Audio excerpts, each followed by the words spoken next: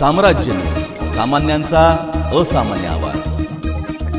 ग्रामविकास मंत्रालय भारत सरकार यांनी सूचित केल्यानुसार ग्रामीण विकासाच्या अनुषंगाने तालुक्यातील कार्यक्षम महिला सरपंचांसाठी विशेष कार्यक्रम व 3 दिवसीय निवासी प्रशिक्षण शिबिर यशदा पुणे यांच्यामार्फत 6 ते 8 मार्च 2025 रोजी बाणेर पुणे येथे संपन्न झाला।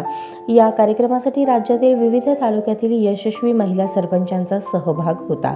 अक्कलकोट तालुक्यामधून गोगावच्या सरपंच वनिता मधुकर सुरवसे यांनी शिबिरात सहभाग घेतला आणि येणाऱ्या काळात अशा प्रशिक्षणात सर्व सरपंचांनी सहभागी व्हावे असे आवाहनही केले।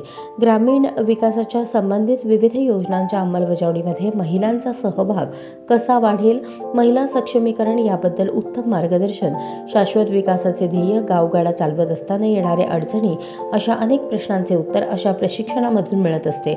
मी माझी नसून माझ्या गावची आहे, माझे गावच माझे आहे हा उद्दिष्ट डोळ्यासमोर ठेवून एखाद्या सरपंचाने गावासाठी निधी आणून विकास करायचा ठरवला तर 100% शाश्वत विकास झाल्याशिवाय राहणार नाही।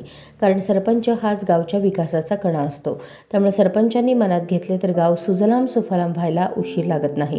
अडथळे करणारे विरोधक प्रचंड असतात, पण त्यांना कानाडोळा करून आपण आपल्या विकासाच्या ध्येयाचे उद्दिष्ट सतत चालू ठेवायचे असते, असे प्रशिक्षण समारोपावेळेस सरपंच वनिता सुरवसे यांनी सर्व सरपंचांना मार्गदर्शन करताना सांगितले।